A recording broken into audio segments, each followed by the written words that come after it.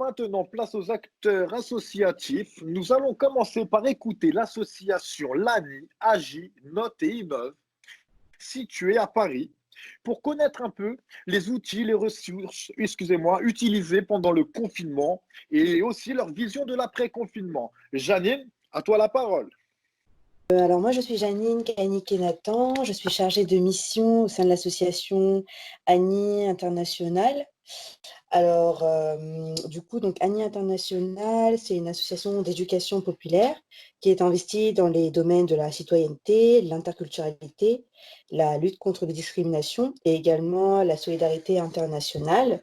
Alors, il faut savoir qu'on est présent en France, en Europe et également au Cameroun. En France, on s'occupe surtout des questions d'éducation à la citoyenneté, de lutte contre les discriminations et d'aide à l'insertion socio-professionnelle. En Europe, on coordonne des projets Erasmus+, donc dans les domaines de l'éducation, de la jeunesse, surtout. Et on a également donc un programme de développement au Cameroun, donc c'est de la solidarité internationale. Donc, on aide principalement donc, des femmes isolées à développer des revenus. Et on a également un programme de développement d'accès à l'eau et l'assainissement. Voilà pour la présentation de l'association. Donc, alors, pour parler en fait d'Annie et du confinement, donc dès le 17 mars, alors on s'est très vite adapté. On est resté actif. Il faut savoir que du coup, on est resté en lien avec les partenaires, donc qui se sont également adaptés, comme notamment la EPCR. Et alors, on a pu du coup continuer les activités de manière virtuelle, donc notamment via Skype et Zoom. Donc en fait, on a continué en fait les ateliers de sensibilisation du projet Tous en campagne contre les discriminations, où notamment les jeunes de la EPCR participent. Et on a également donc continué une formation civique et citoyenne en direction des volontaires en service civique, mais de tout volontaire en service civique qui souhaitent se former à la lutte contre les discriminations. Voilà. Et alors, il y a d'autres partenaires avec qui donc on n'a pas pu forcément continuer à travailler. Donc, je pense notamment à la protection judiciaire de la jeunesse, parce qu'il faut savoir qu'on travaille avec des jeunes qui sont sous main de justice, et c'est dans le cadre d'un dispositif qui s'appelle Passerelle vers le monde professionnel.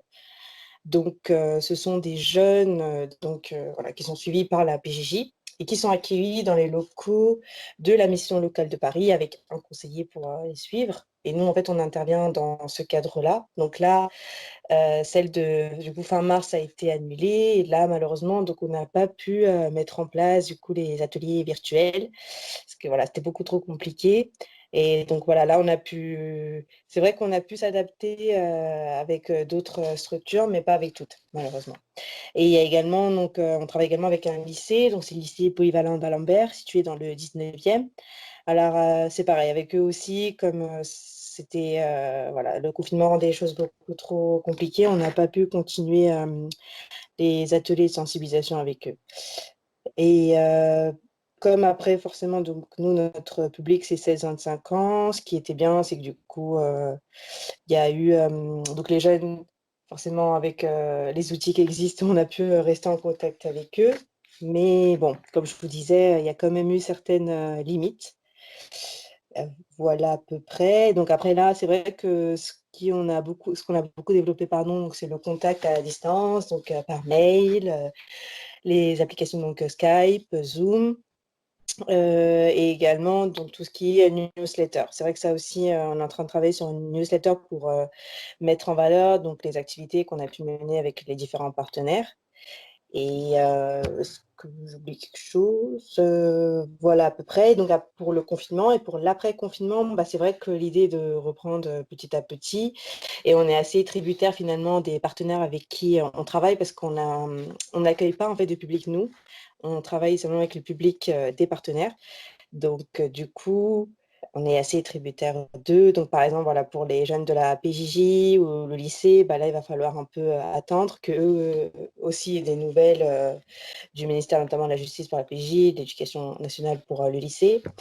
Et avec les autres structures jeunesse, bon, bah là, c'est vrai que ça sera beaucoup en fonction de la structure elle-même. Excellent, excellent. Un grand merci à toi pour ton intervention, Janine. Et est-ce qu'il y a des questions et des réactions des invités, du public? Allez-y, n'hésitez pas. Alors, j'ai une question pour Janine. Mhm, Le déconfinement devant se faire de manière très, très progressive, avec mhm. une inconnue par rapport à l'arrêt ou à la nouvelle propagation du virus. Est-ce que vous avez déjà réfléchi un peu à d'autres formats dans les différentes actions que vous menez? Oui, exactement. Alors déjà, par rapport aux ateliers de sensibilisation, c'est vrai que l'idée serait de continuer déjà via les outils en ligne. Donc, je pense essentiellement à Zoom. Et après, c'est vrai que on travaille également parce qu'en fait, chaque année, pour clôturer le projet Tous en campagne contre les discriminations et également mettre en valeur le travail des jeunes, on organise un forum Tous en campagne contre les discriminations. Alors là, c'est vrai on était plutôt parti sur l'idée de de le reporter, mais voilà, il faudrait peut-être également qu'on travaille sur une forme un peu plus, je dirais, virtuelle ou enfin, une manière oui, une manière un peu, je sais pas forcément le terme, plutôt utiliser voilà les outils d'informatique pour ce forum-là, mais c'est encore en cours de réflexion. Et après, c'est vrai que donc, heu, notamment pour les jeunes de l'AEPCR et également un autre groupe de jeunes, donc on travaille également beaucoup avec l'Institut Télémac, donc c'est une structure qui lutte pour l'égalité des chances et avec qui on travaille également. Donc là, c'est vrai que les ateliers de sensibilisation en ligne, ça se passe ça se passe de manière très régulière. Là, c'est vrai que ce sera beaucoup plus simple de continuer nos ateliers, mais c'est vrai que ça ne sera pas le cas pour tous nos partenaires, malheureusement. D'accord, très bien. Ouais, Ouais, merci. je t'en prie. Merci beaucoup. D'autres réactions, les amis? Ouais, moi j'ai peut-être N'hésitez pas. une petite question, ouais. Euh, Vas-y. quelles sont les fins de cette période de confinement, quelles sont les difficultés principales que vous rencontrez à l'ANI? C'est intéressant à savoir pour nous parce que comme on essaye de se rapprocher un peu de tous les EVS en ce moment pour faire un diagnostic, enfin, on arrive à faire quelques corrélations entre les différentes difficultés. Donc c'est pour ça que je posais la question pour voir si ça va être le même type de difficultés qui ressortent. D'accord. Alors oui, au niveau des difficultés, donc c'est vrai que, par exemple, on n'a pas pu réaliser les animations qu'on réalise d'habitude, donc notamment le dispositif envers les personnes qui sont sous main de justice. Et du coup, en fait, surtout les difficultés, voilà, c'était la limite des outils virtuels, je dirais, parce qu'on ne peut pas les mettre en place pour toutes les activités. Et après également, donc, beaucoup, honnêtement, le côté humain, c'est-à-dire que, voilà, c'est beaucoup aussi. Donc, bien sûr, c'est en lien avec la limite des outils virtuels, mais voilà, c'est le fait de ne pas pouvoir voir les jeunes directement, qu'on sensibilise. On s'en est beaucoup rendu compte lors des formations civiques et citoyennes, notamment, où, oui, c'est pas évident, malgré le fait qu'on voit les jeunes, on voit leur visage, c'est pas forcément évident de mener des activités d'éducation populaire du coup, heu, via des applications telles que Skype ou Zoom. Ce serait ça. D'accord, bah c'est Je merci. je t'en prie. Je sais pas Très si bien, j'ai merci. répondu à la question. Mmh. Ah si, pour moi, tu as répondu à ma question. Ça me permet de faire des liens et ça fait des liens avec beaucoup de difficultés que rencontrent les EVS en ce moment. Et tu as soulevé un problème auquel j'avais pas nécessairement pensé comme ça. On ne peut pas faire d'éducation populaire dans de telles circonstances et c'est vrai parce que ceux qui sont les plus éloignés du numérique, par conséquent, sont éloignés. Exactement, c'est ça, Donc je vois. complètement. Bah, merci pour ton intervention. Ça Ouais, permet d'ouvrir d'autres pistes de réflexion. je t'en prie, avec plaisir. D'autres réactions? Alors, je me présente, moi c'est Massinissa, animateur socioculturel à l'association d'éducation populaire Charonne et Réunion. Je suis également un des jeunes qui participe justement à la préparation du forum contre les discriminations. Oui. Du coup, ma question, ça aurait été, est-ce que durant cette période de confinement, cette période aurait servi à ouvrir les yeux sur certaines formes de discrimination ou au contraire, elle aurait eu tendance à tendre vers justement le combat contre certaines discriminations? Donc au final, est-ce que c'était plus positif ou négatif, entre guillemets? Par rapport, honnêtement, par rapport à notamment, si on parlait de l'égalité des chances, c'est vrai que je pense que c'est quand même une période qui a accentué en fait certaines discriminations. Donc, je pense notamment liées au milieu social et à la précarité, parce que on voit bien que du coup, bon là, c'est vrai que peut-être que je pars un peu. Je m'éloigne peut-être un peu du sujet, mais je pensais plutôt dans l'accès notamment au numérique chez les écoliers, les collégiens. Là, c'est vrai qu'on voit bien que tout le monde n'est pas au même niveau. Mais après, dans la lutte contre les discriminations en tant que telle, c'est vrai que là,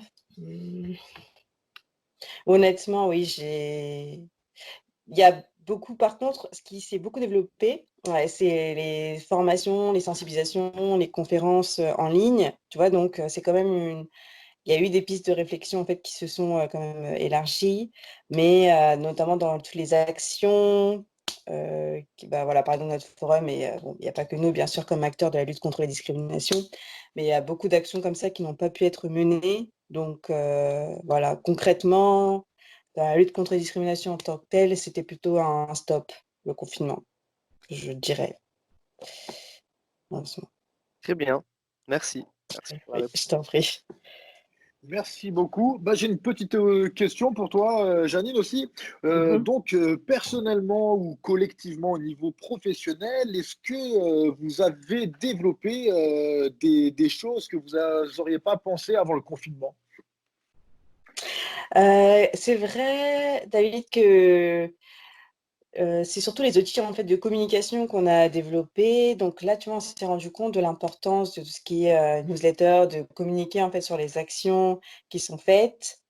C'est vrai qu'il y a beaucoup ça. Et aussi, finalement, c'est vrai que je me suis également posé cette question, c'était de savoir si finalement les outils en ligne, on ne devrait pas les utiliser plus souvent. Par exemple, on a souvent tendance à se déplacer pour des réunions, souvent qui sont pas forcément, enfin, qui sont souvent courtes, ou également faire des ateliers parfois qui sont également courts. Et je me disais que peut-être les outils en ligne qui existent, ils devraient peut-être être utilisés plus souvent.